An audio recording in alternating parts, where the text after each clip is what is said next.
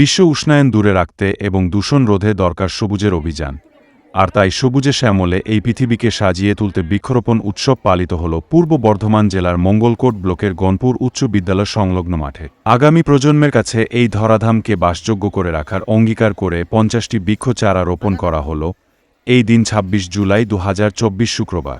বৃক্ষরোপণের সঙ্গে সঙ্গে বৃক্ষচারাগুলিকে বেড়া দিয়ে ঘিরে সুরক্ষিত করে দেওয়া হয় এবং সেই সঙ্গে বিদ্যালয়ের ছাত্রছাত্রীদের বৃক্ষচারাগুলি পরিচর্যার দায়িত্ব অর্পণ করা হয়।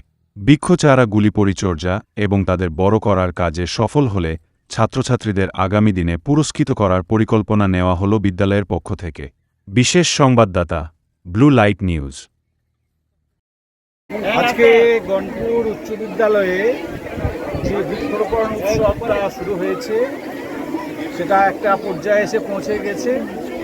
বিদ্যালয় পরিচালন সমিতি, বিদ্যালয়ের বিশিষ্ট কয়েকজন শিক্ষক, তাদের বিশেষ উদ্যোগে বর্ধমান এনজিও থেকে গাছগুলি সংগ্রহ করা হয়েছে এবং ছাত্রছাত্রী, শিক্ষক সকলে মিলে আজকে 50 বা তার বেশি সংখ্যায় গাছকে আমাদের বিদ্যালয়ে পতিত করা হবে।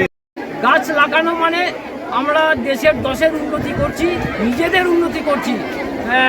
মানে যদি গাছ নির্মূল হয়ে যায় তাহলে সমাজ কলুষিত হয়ে যাবে, আবহাওয়া কলুষিত হয়ে যাবে, আমাদের বেঁচে থাকাটা একটা দুর্বিষহ জায়গায় পৌঁছে যাবে।